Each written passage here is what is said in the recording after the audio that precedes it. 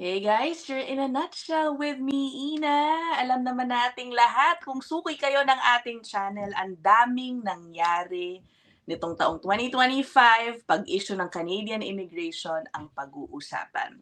This year, surveys have made it clear Canadians want less people coming in. The government has tightened rules on who can become both temporary and permanent residents. Ano pa ba? Many have left. Thousands have left. Millions of temporary residents remain in Canada, struggling to extend their stay in the hope of eventually becoming or securing the elusive PR. Yan po ang ating pag-uusapan in this episode, the year that was, and what we see happening in 2026 kasama for the first time.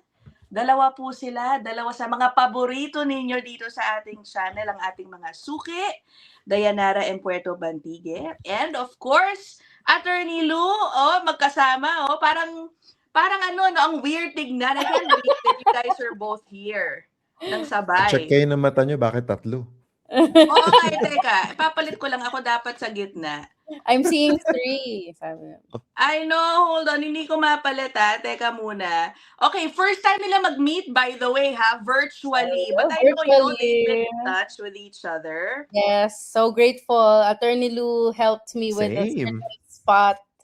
Talaga ba? O, diba? Yeah, Teka nga, certainly. wait, Dayanara, I will take you Tawag yung out. professional Tignan ko courtesy. para mag-gitna ako. Hold on. Ayun na, Ayun. perfect. Yan! O, Okay. tinapol ko talaga. Diba? Parang baraha nga.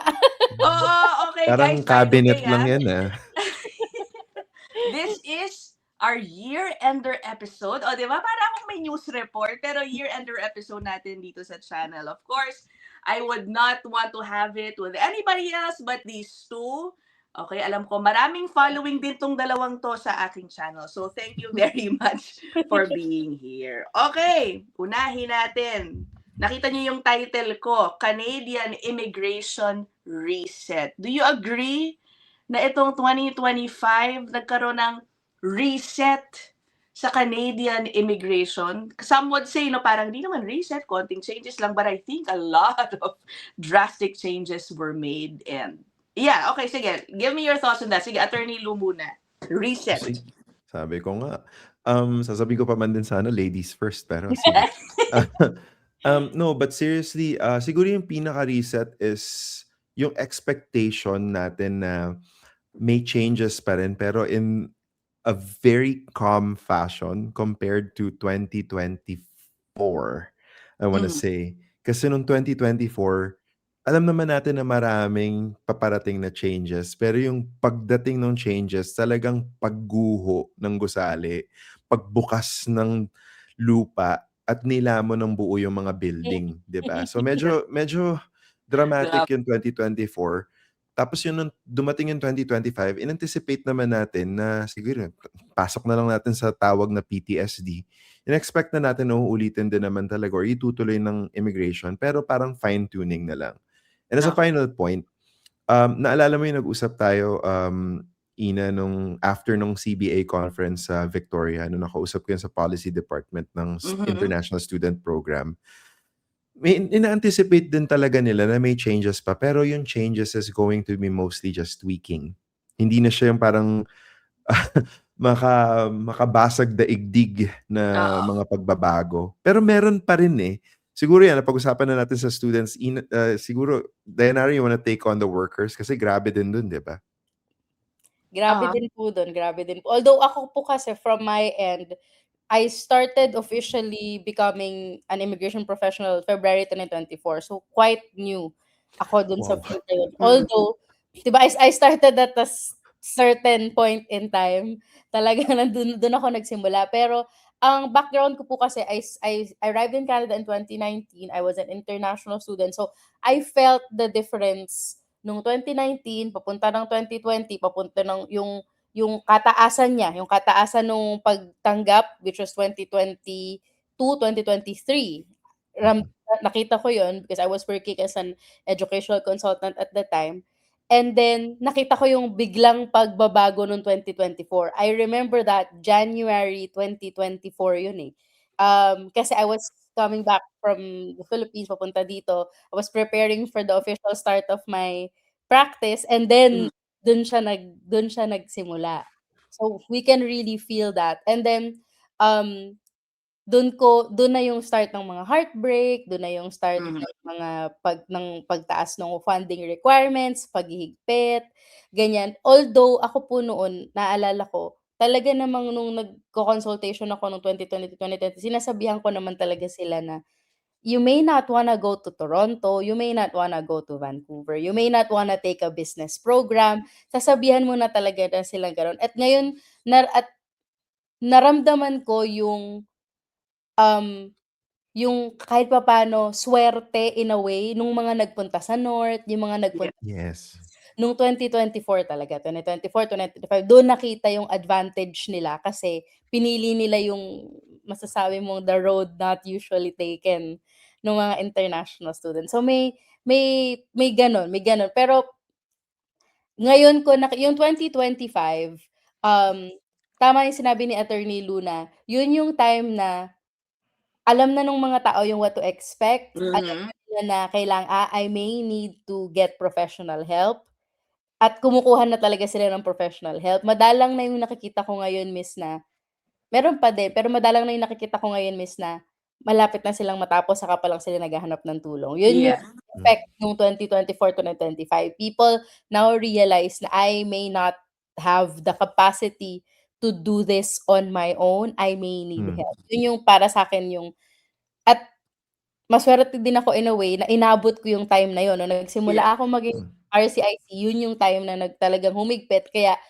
nagkaroon ka din ng opportunity to talk to a lot of clients, to learn a lot from their stories, yeah. Yeah. I think kasi 2025 has been a year of refusals also.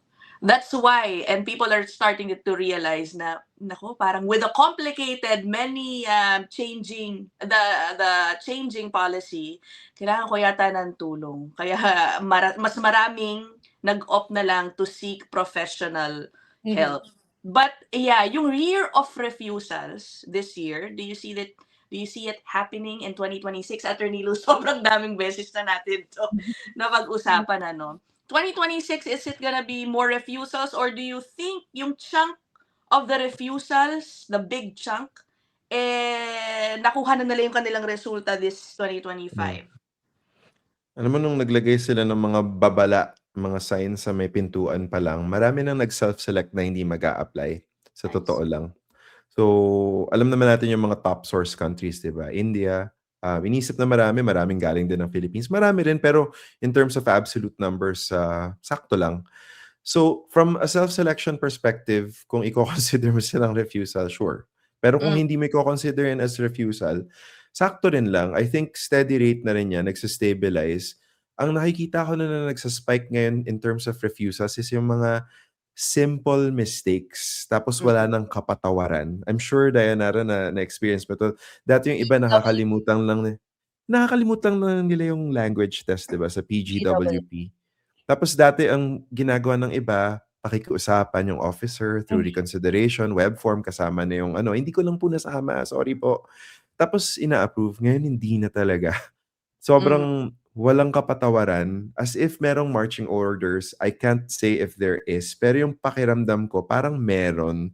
At Mhm. the very least, merong social license yung Mhm. mga officers to just refuse. Kasi nga, from a perspective of pababain ang number of temporary residents in Canada, ito napag-usapan natin kanina, sa statistics board nila, kapag na-refuse yun, tatanggalin na yun sa number of temporary residents in Canada. So Mhm. kapag meron kang quota, halimbawa na 1,000 na-refuse on, silly grounds, edi nabawasan mo ng 1,000, 'di ba? So, Oo. parang may matutuwa ba? Hirap din sabihin na gano'n, eh, 'di ba? Parang naghe-hesitate din talaga ako. So, 'yun yung nakikita ko sa refusals. Mhm. Pagdating sa sa mga, let's say sa yung pinagbibiruan natin yung AFAM pathway, yung Hmm. sponsorship from inside Canada. I expect that the numbers will spike as well in the coming Ooh. years kasi madami ang suspecha kung ito ang papunta.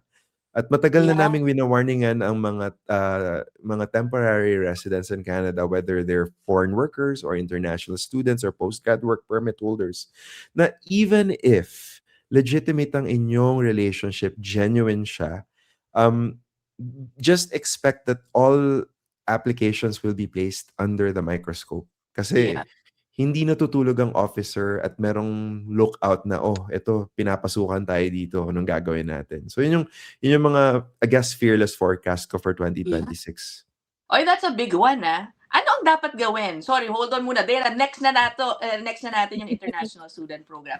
But ano ang dapat gawin? Kunyari, Attorney Lou, it's a genuine marriage. And yet, Mhm, because of being strict and all, mhm, napagdududahan sila, maaring humantong sa point na na-refuse.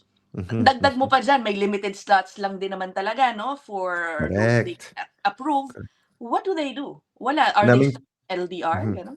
Maraming tanong dito actually. So, Mm. dispose natin yung madali. So, yun, tama, limited slots din lang naman talaga yan for family class, 'di ba? So, ang nangyayari diyan, tumatagal yung processing times. Ganun lang yun, Okay. mapupunta ka sa next year sa processing.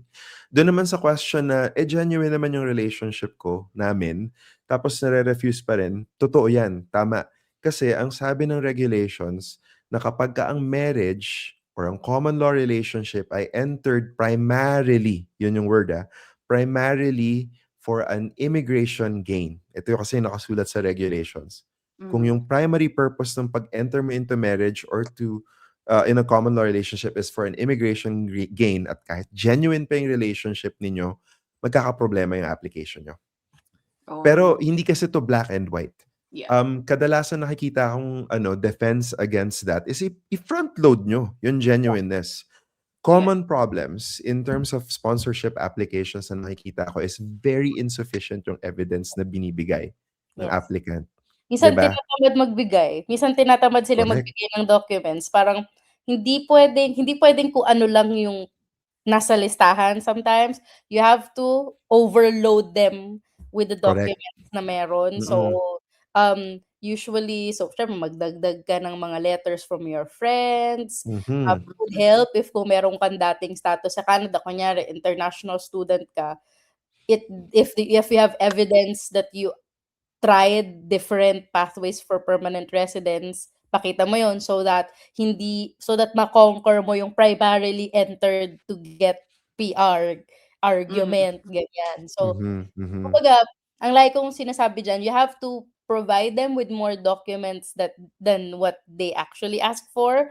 And then, ako ngayon, ang sinasabi ko, I tell my clients na naka-CLP, naka-common law partnership na unless you have an absolute reason not to get married, Mhm. probably just get married. Because not Mhm. only would you lessen your documentation in a way, you would be able to um kasi marriage versus common law partners, syempre it's Mhm. easier to end a common law partnership compared to a marriage. So when it comes to genuineness, it always trumps common law partnership. So Hmm. unless may dahilan kung bakit kailangan Mhm. ninyo magstay as Yeah. common law partners, get married. Oh, Agree ako diyan, Linawin ko rin lang kasi mhm. technically under the law, ang common law partner and marriage, more or less from an immigration standpoint dapat equal ang footing niyan. Pero in practical purposes, tama si Dayanara, mas nag-i-invite kayo ng scrutiny kung common law pa rin kayo. Bakit Ah, hindi nagpapakasal? Baka may legitimate reason kayo para hindi Unless there's magpakasal. Opo, the Yun. previous marriage, hirap sa annulment sa Pilipinas or whatever, unless you have that particular reason or a specific reason why marriage is not possible, eh, you may just wanna alright. Mhm. just get married, yeah. Correct. Okay. Those are very good tips at alam ko marami nag-aabang diyan sa, magiging estado ng mga spousal sponsorship applications. Okay, now let's move on sa isa, I think the most affected, category nitong 2025, yung international students. Oof. Right now, sobrang laki na ng ibinaba na mga bilang ng mga bagong international students. I think there was, ano ba, ang pinakamainit na issue at kinagagalit kahit ng ilan nating kababayan, no, in my comment section is kasi naman to begin with daw ang mga international students mag-aral na lang at umuwi daw pagkatapos. So, but obviously, it was really a trend, the international student pathway. Do you think tapos na ang pagiging trend nito insofar as it being a PR pathway? Yeah, si Dayanara yan, she was an international student. I was one who Mm-mm. availed of that in a way. You know what I mean? I Mhm. was one who availed of that. But well, for my specific situation, the reason why I went through the study permit path is because I'm a regulated worker. I wasn't a teacher sa Pilipinas po. So alam ko na kung pupunta ako ng Canada through an LMIA, I could potentially apply for it, but I will not be able to land a job as a teacher. I will not be able to teach sa Canada through an LMIA ganyan kasi mahirapan talaga ako, miss, kasi regulated ang ang teaching eh. So that's what I had to do. Pero ako personally sa nakikita ko, napakahirap sabihin sa mga potential na kliyente, yung mga pupunta dito sa Canada. Ang hirap sabihin na huwag niyong subukan kasi ano yung alternative nila? Yun ang gusto kong i-point dun eh. Ano yung pwede mong ibigay na alternative? LMIA? Eh, mahirap na din siya. Yeah. Naka-rely ka sa employer. Ang daming potential na abuse na mangyayari sa LMIA kumpara mo sa international student. I just have to say that. Okay. Ang dami mong i-open sa sarili mo na potential kang maabuso, potential kang potential ka talagang masaktan sa LMIA work permit compared to an international student kasi ang PGWP is an open work permit. 'Di ba? So you can work for any particular employer. Pwede kang mamili kung anong program ang gusto mong kuhanin, pwede kang mamili kung saang lugar mo gustong mag-aral. Mas maraming freedom na i-afford sa isang applicant ang international student compared to LMIA work permit. Yun ang katotohanan. So, Yeah. kung ako ay isang immigration consultant, hindi ko ba siya isasuggest? Eh, yun lang yung option ng tao. At the most, ang pwede ko lang gawin is, bigyan sila ng warning na, huwag ka nang kumuha ng business program, huwag ka nang kumuha ng, baka hindi na to dapat yung kuhanin mo, punta ka sa ganito, kung kaya nating ilagay ka sa ganito, ganyan. Kung ang goal mo pala ay mag-apply, magkaroon ka man lang ng konting pag-asa na makapag-apply ng PR down the line, baka ito yung mga dapat mong gawin. Ang mahirap po kasi, miss, is nung panahon na yon, 2021, 2022, 2023, wala naman sa aming nag-advise ng ganun eh. Yeah. Sa aming mga gustong maging international student, wala naman sa aming nagsabi na huwag ka pumunta ng Toronto, ganyan, o huwag kang kumuha ng ganito. Ang karamihan ng mga tao ng mga agency sa Pilipinas noon, ang goal lang nila is makapunta kayo ng Canada, bahala na kayo pagpunta nyo ng Canada. Diba? Wala namang ganun nagsabi sa amin. At yun ang naging problema ng international student program, kaya siya naging ganito ngayong 2024-2025. We were not given good advice, accurate advice. So a lot of people went to Toronto, a lot of people went to private schools, a lot of people went into business programs. Sila ngayon yung nagiging apektado kasi paubos na yung PGWP nila, wala silang opportunity makapunta sa mga in-demand occupation, sila ngayon yung mga napapauwi. Yun yung katotohanan. So, I think our very first interview, miss, diniscuss natin to, 2024, April 2024, our very first interview, I told them this, I said this na talaga na, kung gagamitin ninyo ang study permit pathway, use it wisely. Don't go for like very common programs. Don't go to like the biggest cities. See kung may opportunity kayo sa rural areas, Atlantic Canada, ganyan. Or yung program na dapat kuhanin mo is nakalinya sa'yo, pero sana nasa in-demand occupation, yung gano'n. Use it wisely. Hindi ko siya sasabihin na hindi na siya pwedeng gawin, kasi kawawa naman yung iba na walang opportunity, pero you have to use it wisely from now. Sana noon pa, pero if you wanna do it now.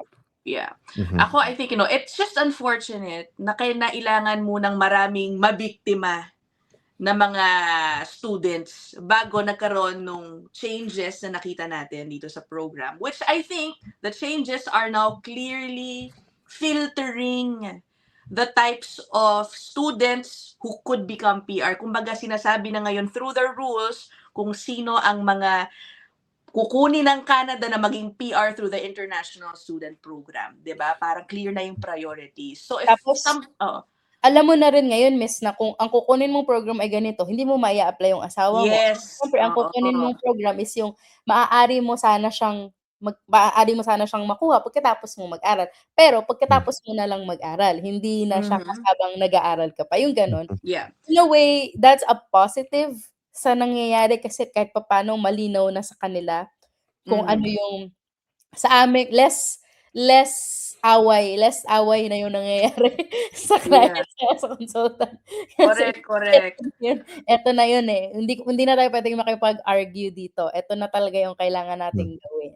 Oo. Last na lang, Dayanara, before sorry, Attorney Liu, do you wanna say something? I-add ko lang na actually, maganda yung point ni Dayanara about expectation management. Kasi noon pa, as early as, I wanna say 2019, sinisigaw ko na into the void na dapat strategic sa choices pag pupunta sa Canada as an international student, that it doesn't guarantee permanent residence, but if you're strategic about it, then fine. Pero noon bagitong-bagito pa ako, hindi ko naman alam kung paano yung social media chuchu na yan.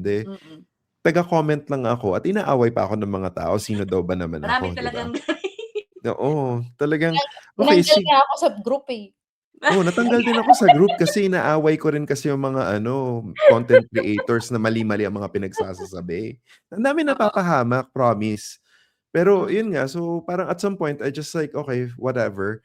Pero yun nga, yung ibang, tama yung point ni Dayanara kanina, nag-iba talaga yung tide na ngayon na parang, ngayon mas proactive na yung mga tao to seek advice kasi nga nakuryente yung marami noong Yeah. 2024. Dami nilang sugo. Ang tawag diyan ng asawa ko, sugo. Parang kaming mag-asawa, kami yung nauna sa Canada bago yung mga kapatid namin. So, kami yung sugo. Kumbaga, kami yung test. Ano yung tawag Yeah. doon? Yung sa Guinea daga, pig. yung guinea Guinea pig. pig. Yeah. Ang daming naging guinea pig na ang masakit is gumastos sila. Tapos Oo. hindi nila nakuha yung PR nila. Pero ako noon meron akong tinatawag na CYA, yung Cover Your A policy. Meron akong ganyan na kapagka nagbigay ako ng recommendation sa clients, meron ako send sa kanilang email, 'di ba, ng mga Disclaimer. suggestion ko sa kanila, ganyan. Meron ako laging sinasabi sa kanila na eto, you may wanna go for this one kasi maganda yung lugar, eto yung magandang program para sa'yo. The problem is, miss, a lot of them still choose to go for Toronto, Calgary. Yung nasa isip na talaga nila, Yung no? nasa isip nila, may kamag-anak sila do'n, may kaibigan sila do'n, ganyan. So, I always say this to clients, probably sa 10 kliyente ko na hindi nagpunta ng malalaking cities, nagpunta sila ng North, nagpunta sila ng Atlantic, nagpunta sila as far as Sydney, Nova Scotia. Sa 10, 9 do'n PR na sila. Oh, Kasi di ba? Okay. sila yung nagpunta dun sa road na not taken. Sila yung nagpunta dun sa mga lugar na hindi pinupuntahan. So, sila yung nagkaroon ng opportunity na makapunta dun sa mga employer na tumutulong, mapunan yung mga trabaho na yun, yung mga mag-grasp yung mga pagkakataon na yun, na ngayon ay hinahanap na ng iba, nagmo-move na sila, 'di ba? Kasi Parachute. pero sila nandun na sila, naposisyon na sila, kasi pinili nila yung mga lugar na yun. So, I wish a lot more people did that, pero in a way kung maraming pumunta doon baka hindi din gano'n yung nangyari. Well, yung wish mo nagkakatotoo na naman today. So, nakikita na natin yung pagsikip ng mga program sa Atlantic, sa North. Atlantic, Yeah. ganyan, RCIP, Okay. yes.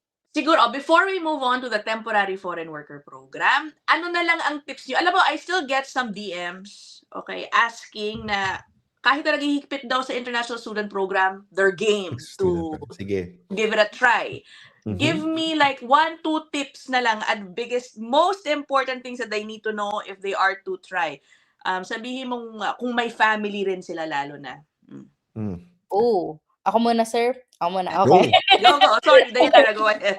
You may wanna condition yourself na baka ako lang muna yung pumunta. Okay? Na baka you may wanna condition yourself and the family na, "Ako lang muna yung pupunta, ako lang muna yung mag-aaral ng 2 taon."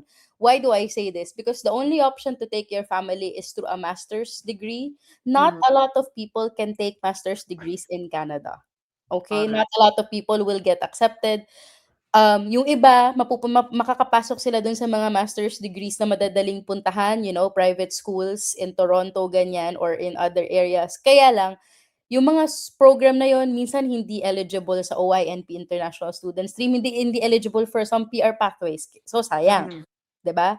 Um, you may wanna go for more practical diploma programs, certificate programs in trades, healthcare, and kung yun yung kailangan mong kuhanin, you may not take your family. So you may wanna Yeah. condition yourself for that. So yun, Oo. number 1. Number 2, um funding-wise, mas mataas po siya ngayon talaga. So, Mhm. kung kasama po ninyo yung pamilya ninyo, talagang mas magiging mahal. So, Hmm, funding-wise, kung limitado ang budget, then ikaw lang muna. And ang correct. lagi ko sinasabi, mukha lang siyang 2 years, pero in a reality, 16 months lang naman talaga siya. 'Di ba, Okay. 16 months yung pag-aaral. So, um it will pass, mabilis lang siya lalo kung nag-aaral ka, yung 16 months alam ko 'yan, eh. So, mabilis lang siya. So, you may wanna yun ang parang main advice ko. Baka Mhm. hindi niyo magawa yung kasama yung pamilya ninyo and you have to accept that reality. Yeah. Attorney Lou, siguro if it's okay, puwede mo bang sagutin yung basic question na nakukuha ko, may napi-PR pa ba na international student? Yan, Meron is it pa. still easy? Yan. Mhm. Meron Mhm. pa. Pero kung susundin niyo yung mga unang sinabi ni Dayanara, so if ano mo Oo. yun, i-distill mo yung sinabi niya, Yeah. be strategic. Yeah. Mhm. Hindi puwedeng bara-bara, hindi puwedeng, kasi ganito ang ginawa ni ng pinsan ko, or ito yung sabi ni Tita Marites, hindi puwedeng gano'n, hindi na puwede. Oo, Tapos na tayo sa minsan era na yun. We are minsan now mahirap entering a new era. minsan mahirap makipag-argue sa mga kamag-anak din kasi, miss, Oo. Oo, sa Canada. totoo Alay yan. kung minsan kasi kasabay ko sa consultation, eh, so minsan hindi nila sasabihin Oh, sa'kin pero nakikinig yung kamag-anak, ganyan. Ayun. alright. Okay. So Actually, minsan discretion ka yan kung puwedeng nandun yung kamag-anak. Alam mo ba kung bakit? Kasi paminsan pinapa-puppeteer nila Tita Marites yung Eh, bata. Isipin mo, may gano'n? 21-year-old. Oo. Meron gano'n. may And gan tatandaan mo 'to, may obligasyon kami ni Dayanara na kailangan namin makita at marinig yung saloobin mismo nung kliyente namin. Sino ba si Tita Marites? Hindi naman siya yung kliyente. 'Di mhm, kung Oh, gustong maging kliyente ni Tita Marites, sabay siya yung mag-book ng consultation, 'di bakit I ba? love hindi? that. Okay. 'Di ba? May kliyente akong ganyan, eh, parang ang tagal-tagal na niyang eligible sana sa PR, 2023 PGWP, ang tagal-tagal na niya eligible for PR at supportive naman yung employer niya. Eh, yung ate niya ang sabi, hindi naman yan ang PR mo, eh. Ito yung PR mo, so ganyan, ganyan, ganyan." Oh, 'di bandang huli nung nakausap ko siya, 1 taon na lang yung natitira sa PGWP niyan, mahigpit na. So, Oo. she missed that like initial year sana na Window 2020, period, yeah. window period na Mm. sana doon siya ma-PR. Yeah. So, yeah, ang sinasabi ko diyan is consult if you wish to, I would say consult several professionals before you decide on one. Parang Mhm. doktor, oo, parang Yeah. meron kang first opinion, second opinion, third opinion, ganyan. Isa rin 'yun, yung pala yung pangalawa kong advice, miss. So if the Okay. first one doesn't make sense to you, find another person to consult. Correct, oo. O Mhm. speaking of, guys, yung email nilang dalawa yan pong gumagapang sa baba ano, pasensya na parang medyo magulo, ayaw maglagay ng space in between, eh. Kahit lagyan ko ng space kailangan tuloy-tuloy siya. Okay, nandiyan yung email nila. Okay, TFW program naman tayo. Ubusan na raw ng Lamia ngayon, Meron pa ba? especially in the urban, Meron pa ba? areas. Meron pa rin, Oh, pero konti na lang, totoo yan, naman. oo, konti na lang talaga. What do you see dito sa mga for our kababayans na hoping to find a Lamia in 2026? Anong trabaho na lang kaya ang mga mahahanapan nila na merong Lamia? And please explain, no, kasi nga merong restrictions sa location, depende sa unemployment rate, ganyan. What do you see happening dito sa TFW program, which, by the way, the conservatives continue to call, no, for its abolition. Which ako personally, I don't think it's ever going to It's not gonna be close, happen. no? I don't think so. It's not gonna happen. It's impossible in our economy. Kailangan pa rin natin. May mga trabaho na hindi pa rin ipipick up ng mga Canadians and Canadian permanent residents. So, if I may, Dayanara, like baseline explanation dito is TFW program is designed to fill gaps in our labor market. So, in other words, yung mga employers, kailangan nila seek ng permission from the government, ng LMIA nga, na approved, in order to hire a foreign national. Ano ba tong mga bago na nangyari ng 2024, 2025? Mostly 2025. Una sa lahat, in census metropolitan areas or regions na 6% pataas ang unemployment, merong stoppage ang LMIA processing kung ang wage na ino-offer is lower than the median wage. So in other words, kung low income ito, hindi ito papasa for LMIA, hindi nila ipaprocess yan. Ipaprocess nila kung low income or below the median kung nandun kayo sa mga exempted sectors. Kadalasan kasama dyan yung mga caregivers, ibang occupations in healthcare, etc. May full list po tayo sa immigration website. Ang pangalawang punto, naghigpit po sila sa enforcement, sa inspections, at pati sa advertising requirements. Ang pinaka-latest na nakita ko, Dayanara, I'm not sure if nakita mo to last week, yung job bank, kapag nag-post ka, dati hahayaan mo lang yun, di ba? Ngayon, kailangan, 21 days ata, kailangan i-renew mo, di ba? Tapos kailangan na download lahat ng mga job offers, kailangan na interview mo yung mga nag-apply. In other words, nakinig ang gobyerno. So yung mga tao dyan sa comment section na nagagalit pa rin hanggang ngayon, please tignan nyo po muna mga pangyayari bago tayo mag-comment na para tayong Armalite. So, kasi... Dami silang time, no? Dami silang time. Alam mo, Madami si talaga. Attorney Lou, madalas makipag-awayan minsan sa comment section ko. Yun naman away. Ano lang, Hindi gentle naman, hindi reminders. naman. Gentle reminders. Hindi kasi, tayo, kung mag-discussion tayo, okay lang naman, basta base tayo sa facts. Huwag po tayong padala sa ating emosyon lang. At according to the facts nga, mukhang may ginagawa naman ng gobyerno. Now, overnight bang makikita yung effects nito? Not necessarily. Pero, ito tayo, and Diana, maybe you can take over from here. Nararamdaman na ba ng mga TFWs na mahirap kumuha ng LMIA? From my end, oo. Lalo na yung mga low-skilled positions. What have you seen? Yeah, food counter attendants, food service supervisors, sila yung talagang pinaka nakakaramdam po ng yung bang sila din yung mga nag-a-apply ng dummy work permit applications. Yung wala pa talaga yung LMIA pero mag-a-apply na sila ng work permit para lang mapunta sila sa maintained status, magtuloy-tuloy sila ng work, hoping against hope na dumating yung LMIA. Tapos biglang hindi dadating, so mare-refuse sila, mawawalan sila ng status. Kakailanganin na nila ngayong umuwi. Sila yun. Sila yung mga pinaka nakakaramdam po nito. At nakakalungkot kasi yung iba sa kanila nasa mga rural areas, yung iba sa kanila nasa mga areas na hindi talaga maraming workers to begin with. So, I cannot imagine how difficult it is for the employer then to keep their doors open. Especially kung wala na sila talagang nag-effort naman sila, nag-hire sila, ganyan. Ang mahirap din, swerte yung mga yon, yung may mga employer na talagang nag-hire sila ng consultant, ganyan. Kasi ito po ang sasabihin ko sa mga kapwa natin Pilipino, hindi tama na ang consultant na kumuha ng LMIA ang siya ding consultant ninyo na mag-a-apply sa inyo ng work permit. Ethically, we are warned against that. Nung nag-aaral kami sa Queens, we were warned against that na dami siyang problema no? Conflict of interest, yes po. Conflict of interest kapag yung kumuha ng LMIA mo, ang siya ding mag-a-apply ng work permit mo. Conflict of interest yan. So, masuswerte po yung mga kababayan natin na yung employer nila talagang may sariling consultant tapos sila kukuha sila ng consultant. Yan ang maganda. Yun yung tama. Talaga. Pero marami po akong mga clients na pupunta sa akin na, ma'am, ako magbabayad ng proseso ko ng LMIA, proseso mo naman yung LMIA ko. Yeah, okay. Parang kasi ayaw na nung employer kong magbayad ng consultant nila, so ako magbabayad ng consultant para i-proseso yung LMIA ko. Mali po yun, hindi po yun tama. Kailangan po, ang tama pong proseso dito is may consultant sila na magpaproseso ng LMIA nila. Tapos bigyan nila kayo ng kopya para kayo naman po ang mag-apply ng work permit niyo. Yun po ang tama.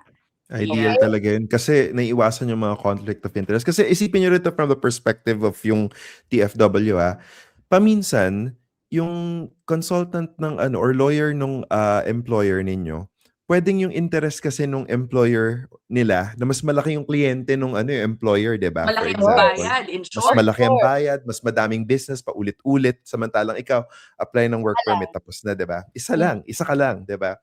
So, from that perspective, pwedeng mag-cross yung interests, 'di ba? So, may conflict of interest. Yun yung lagi kong ine-explain sa mga tao. So, iniiwasan ko rin yung mga situation na ganyan. Pero, sometimes pwede rin, pero aware dapat kayo na ito yung parameters na pwedeng magkaroon ng moment na ihulog kayo nung ano, nung ilaglag kayo ng consultant or nung lawyer. Hindi dapat nila gawin yun actually. In those circumstances, kailangan nila mag-disengage from both Yeah. ends kasi nga, conflict of interest. Pero ako, kagaya ni Diana, iniwasan ko na lang talaga yung situations na ganun. Kasi nga, kapag ka may conflict of interest ka, thankfully, hindi naman ganun karami yung mga situations na yun. Mahirap siyang i-untangle, promise. Yeah.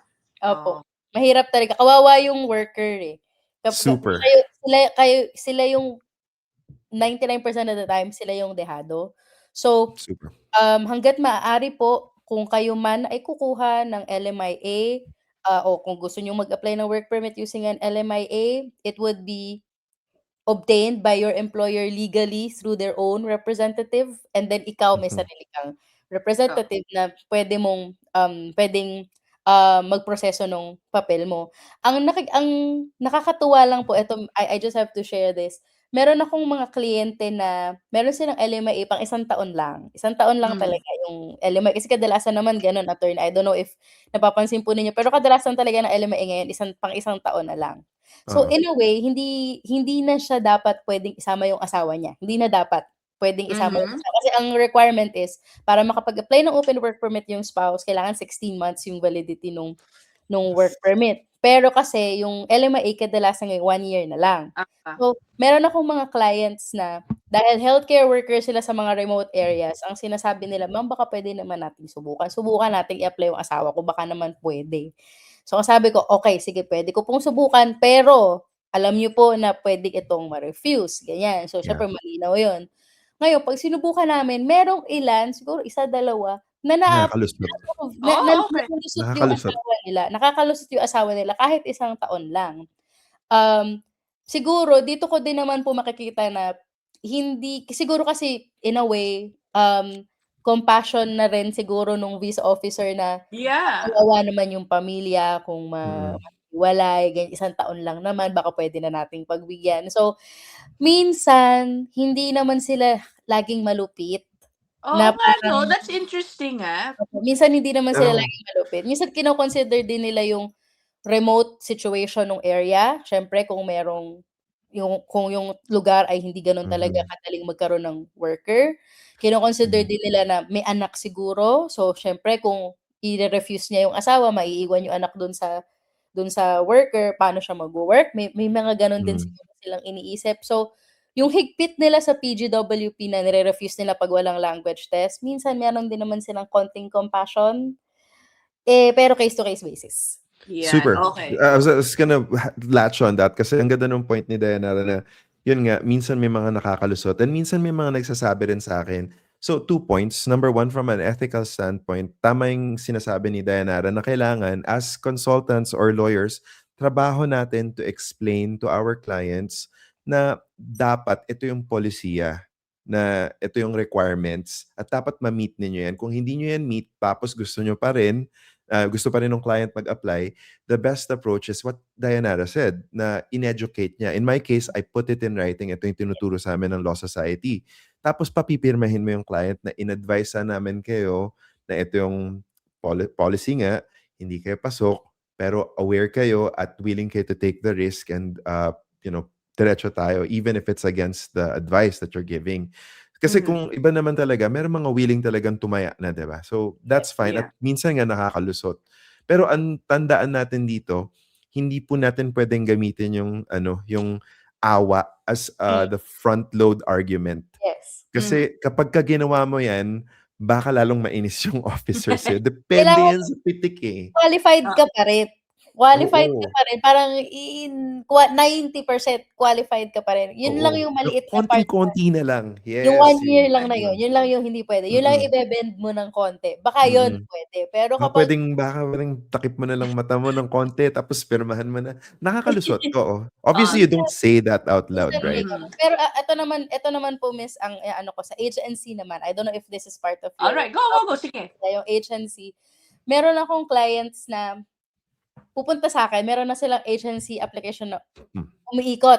Meron na, Mhm. meron na. Sabi ko, "Hala, paano nangyari yun? Eh, meron ka pang 2 taon sa permit mo, bakit nag-agency ka Oh. na ngayon ang aga-aga?" Meron daw mga immigration lawyers na naggagawa ng live meeting and consultants na ine-encourage yung agency na sinasabi na minsan nakakalusot, so i-try natin, ganyan. Tapos may gano'n daw attorney na mga immigration lawyers na gano'n. Ako naman, ang lagi kong sinasabi, kung titingnan natin yung case laws ng agency, piling tao lang ang nakakalusot sa agency. Piling sitwasyon lang ang nakakalusot sa agency. At kung ikaw ay isang immigration lawyer at consultant, nabasa mo yung mga case laws na yun, alam mo na yung client na 'to hindi lulusot. So Yeah. bakit mo pa pagbabayarin sa'yo at ia-apply kung alam mo naman based on your experience na hindi talaga lulusot. Ako po Hmm. personally kung may lumalapit sa'kin na gusto ng agency at alam kong hindi puwede, hindi ko 'yan tatanggapin. Yeah. Hmm. Piling-pili Hmm. lang talaga yung ia-apply mo, eh. So, in the Hmm. same way na gagamit ka ng humanitarian consideration, argument sa application mo, as an immigration lawyer or immigration consultant, kailangan din po ninyong tingnan kung eto bang immigration consultant na 'to, ini-encourage akong mag-agency kasi kikita siya o dahil may pag-asa talaga ako. Yeah, Hmm. yeah. Malalaman yun kasi in a way, titingnan niyo rin po yung motivation nung kausap ninyo kung bakit niya Mhm. kayo ini-encourage papunta dito sa direksyon na 'to. Yeah. Kung Hmm. meron ka pang natitira na 2 taon, 3 taon sa PGWP mo o sa work permit mo, bakit ka pupunta kaagad ng agency? Anong dahilan? May mga nakikita akong ganyan. Oo, Put a totoo yan. refusal in an HNC application na parang meron pa silang 2 to 3 years. Okay, nag-apply ng agency tapos na-refuse agad. Tapos mag-a-apply sila eventually for like a PR. Mhm.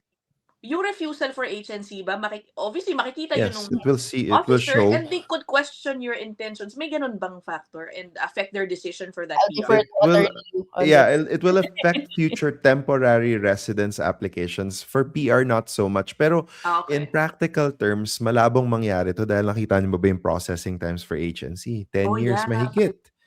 So, Mhm. by the time na matapos yung agency mo, baka nga wala ka na sa Canada, 'di Mhm. ba? Oo nga pala. It takes a lot So, of time. yeah. I see. Last na lang, very last point dito sa TFW program. One of Opo. the biggest issues hurled at it, yung fraud na nangyayari is yung Lamia Whew. for sale. Okay, Yes. with all the changes ngayon, and let's be real, meron tayong mga kababayan talaga rin na bumili ng kanilang mga Yeah, job Of offer. for course. It sure. happens, okay, let's not deny it. Do you think with all these changes na address na yung problem na yun? Kasi I'm guessing, dahil nga gipit ang mga tao ngayon, Hmm. gusto ng status, may naghahanap pa rin and willing to pay for it. But guys, do not do that. We are not encouraging it. Do you think the recent changes are enough to address itong job offer for sale? Can I start? Go, go, go. Good start siya. Pero honestly, in terms of like enforcement, mas marami pa sanang audits. Kasi, ewan ko kung mag-a-agree ka dito, Dayanara, madaming mga sinners dito is yung mga agents na nagpa-process ng LMIA, pati yung mga employers. Sila yung nagko-connive na, i-build in mo dun sa work permit application fee, yung fees for the LMIA. So, kaya Yeah. ka nakakita ng mga 12, 15, 20, 25,000 na LMIA and work permit package, di ba? Kasama na daw recruitment. That's unethical, number one. Mhm. Number two, siguro para ma-visualize natin, ano bang ginawa ng immigration ngayon? Well, ang daming ang restrictions. To visualize it further, isipin nyo na lang yung gripo, pinatay.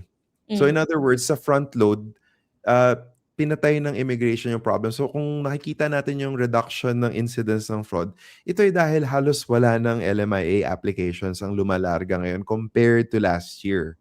'Di ba? Okay. So obviously, you stop it, babawas yun, di ba? So ngayon na dapat ang gawin ng government, again, as I said, it's a good start.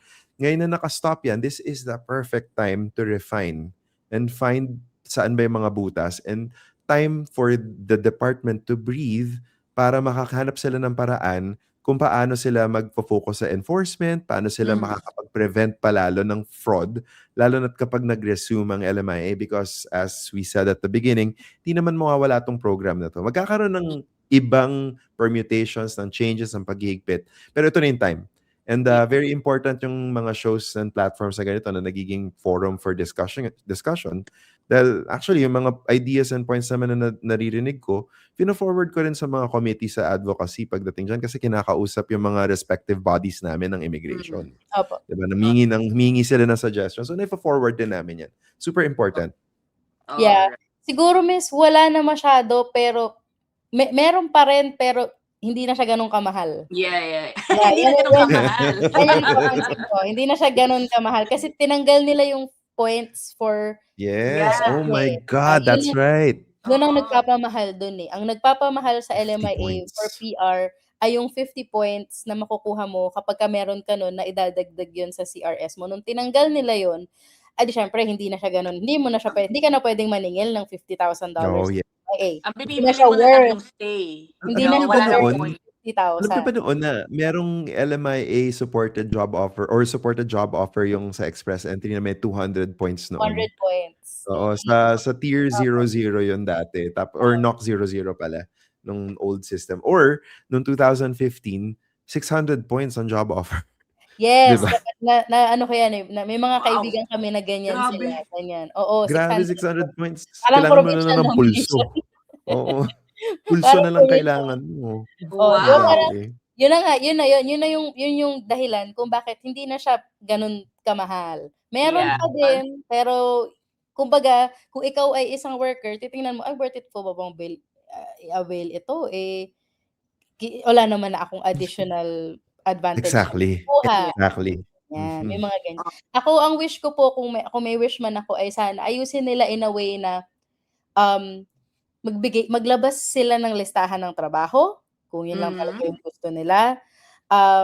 Tapos maglabas sila ng listahan ng lugar na talagang gusto nilang doon na lang nakafocus para yung ganun. Or kasi yung madami ka ding pwedeng gawin. Ako personally, doon sa kanya kung magpo-post ka man ng advertising ganyan, marami kang pwedeng gawin to tweak that para ma-approve ka, Sana ma-resolve nila yung mga ganong issue para maging legit siya na talagang kung sino lang yung kailangan at kung saan lang yung mga lugar at trabaho na kailangan, ay doon lang talaga mapupunta po yung mga foreign workers. Pero ako, ang pinaka-main concern ko talaga sa TFW is yung abuse. Kasi yan ang nakikita ko palagi. Yan ang nakakaharap ko palagi. Miss, ito yung nakalagay sa LMIA ko pero nilagay ako sa kabilang branch. Very common. Ay, nako.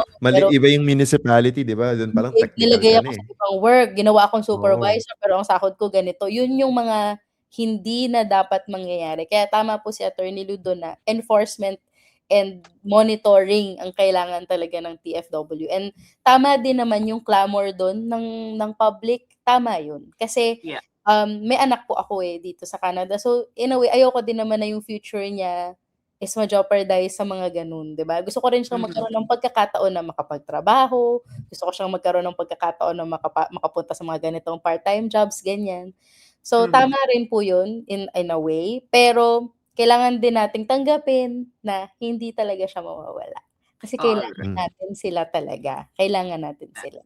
I agree. Okay. Nako, mag-iisang oras na tayo. Ang bilis. Last na lang, 2026. They are saying it's the year for those who are inside. It's a good year for those who are already inside Canada looking for a PR pathway. Assuming na meron ka pang time ha, syempre hindi na masyadong good year kung ikaw naghihingalo na sa iyong status.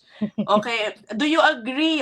Good news naman tayo. Ang 2026, why is it a good year for those who are already inside Canada? We heard this in the presentation of the immigration levels plan, no? Na priority nga ang mga nasa loob ng Canada.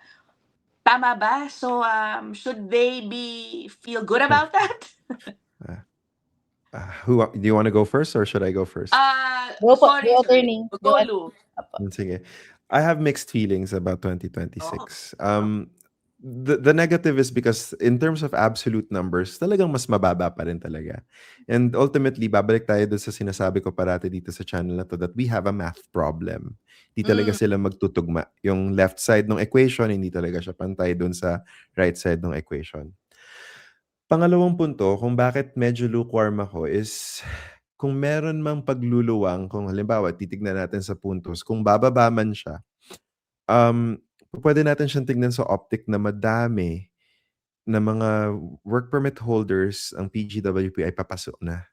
So ang tanong dito, tutuloy pa rin ba sila sa laban nila sa Canada or abandon na? So aalisin ba nila? Magsa-self-select ba sila to take themselves out of express entry, which would lead to lower number of candidates, which would artificially depress the number of candidates in the pool. So naturally, pwede ring bumaba. Okay. Pwede. Hindi ko sinasabing bababa. Pwedeng bumaba yung cut-off score. So, you know, may positive ba? I suppose so, in a sense na nakafocus tayo sa economic. Pero only positive if you focus on what the government is trying to say. Which are, ito ang lista. Yung, pabalik tayo sa sinasabi ni Diana, may wishlist siya na nakalist daw dapat yung work. The closest thing you will get is yung occupations na prioritized under the category-based rules. Category-based selection, yes. That's the closest you can get from a federal perspective. Na ang signal ng government ito. Kaya nga may lumabas, 'di ba? Parang last week lang yung doctors, 'di ba? Siyempre, ang daming mga nagpanic kasi ano ba? Pero kapag binasa mo yung palabok dun sa announcement, hindi naman pala lahat qualified, 'di ba? So, kailangan talaga basahin yung ano, wag tayong ma-excite kagad kapag nag-a-announce ang Canada kasi ito na naman tayo, we've been hurt before. So, tignan lang natin kung ano ba talaga yung ina-announce. So, cautious optimism pero guarded talaga from my perspective for 2026 kasi di pa rin natin alam kung saan siya patungo. Siguro third point as a last point, the only thing na positive pero depende kung ano itsura niya is yung restoration ng numbers for provincial nomination programs. Yan, Diba? kasi Kasi dumami kahit 2025. papano. Yeah, 2025 is a disaster, di ba? Yes. Agree ka ba? Yes. 2024 was a high watermark. So, I'm sure hindi tayo aabot sa high watermark of 2024, pero pabalik tayo doon sa direction na yun, which I think is a positive thing because historically, ang provincial nominations mas responsive sa needs ng local economy.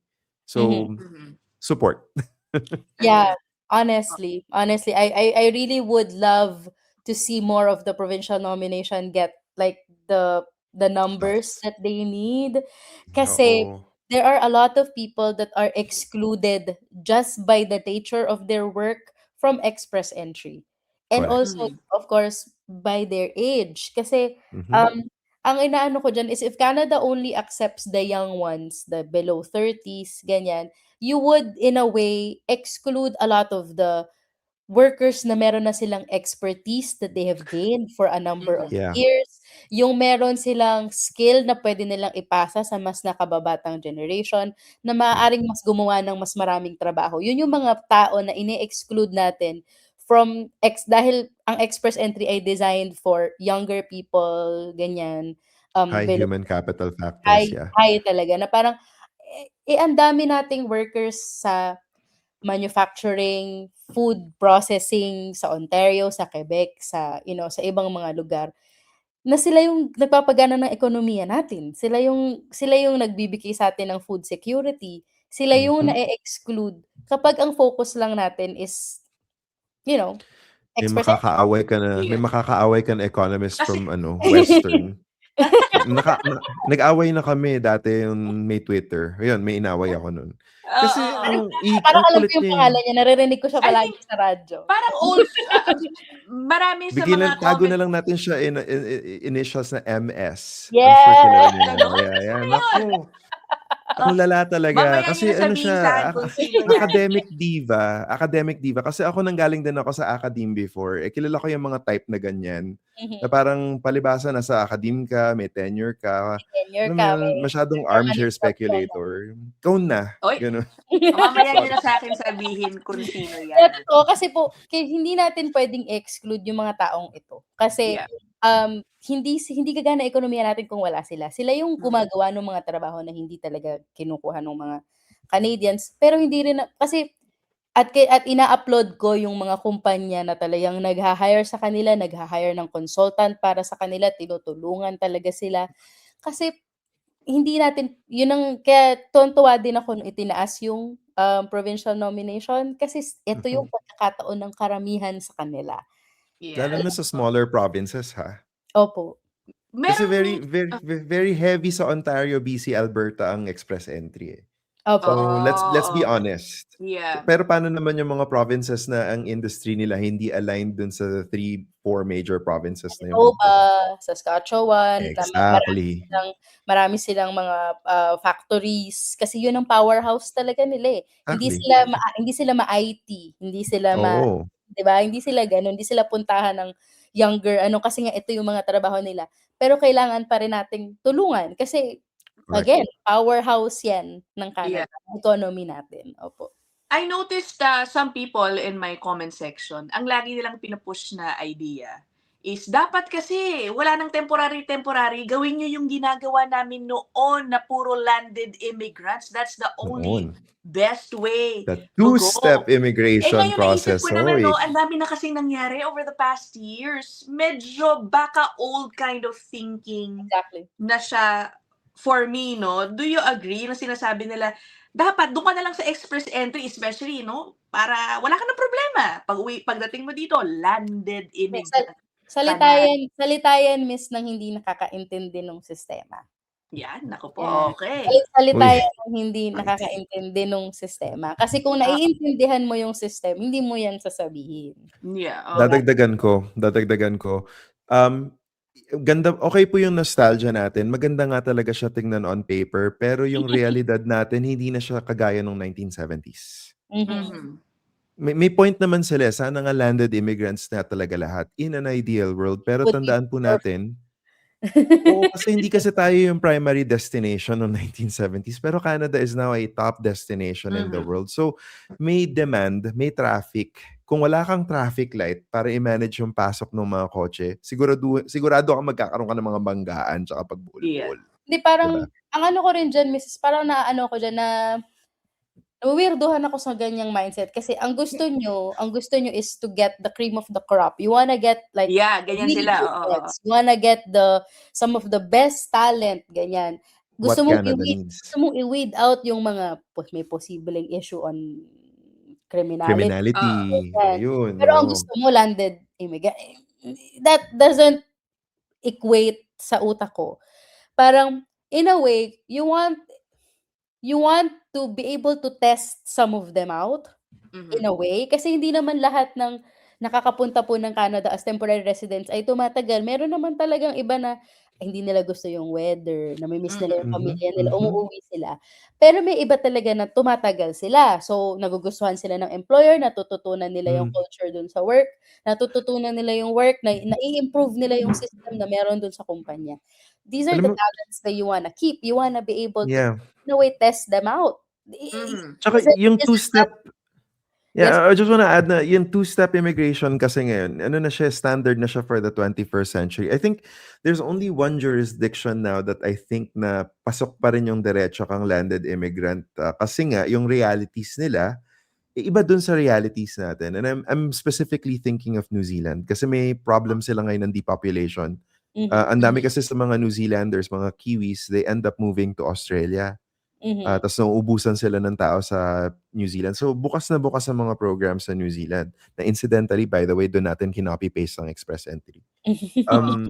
So, long story short is, yung reality natin ngayon 21st century Canada, very different from the reality of nung mas madali pa talaga, Yeah. makakuha ng landed immigrant status. Nung mga 90s, mga ganyan. How I wish Mhm. na nung panahon na yun ako nagpunta, True, 'di ba? Oo. true. I Magkano like lang that. yung bahay noon. Before we go, sabi nga True. ni Lou kanina, category-based, kung dito mo makikita yung priorities ng Canada. Let's just run through it a bit before we say bye-bye, no?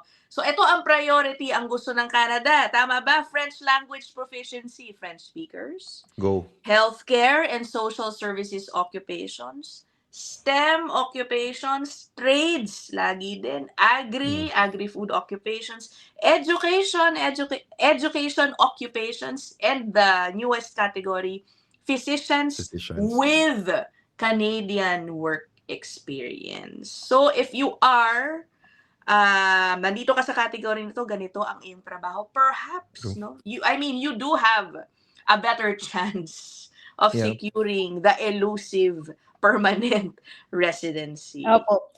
Meron akong... Tingnan nyo din po Sorry, yung sa go mga ahead. provinces. Opo, kasi ang Mhm. provinces, meron din sila. Except for Alberta, for some reason, Alberta really frustrates me in a way. Kasi hindi nila Oo. nilalabas yung Wala. listahan ng official. Doon Oo. ako talaga na sana ilabas na din nila. Titignan And mo then, lang yung historical trends. Yun lang. Diba? Yun lang yung Yun pwede lang, mo. walang Teka, paraan. balik mo yung listahan. Ay, May tatanungin ako sa inyo. Okay, babalik ko. Okay. Sorry. Hold Dan. on.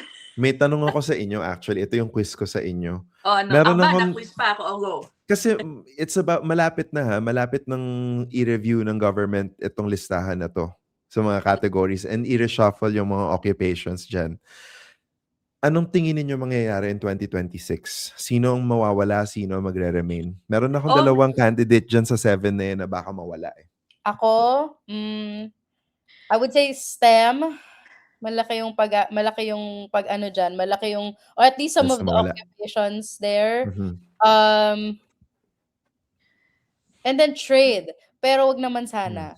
I think na sana, STEM yeah. and I would say more likely education. I think STEM and education. Ang aking ano ko dyan. Okay, ako So doon tayo sige, go. manghuhula lang ako una, I think education might.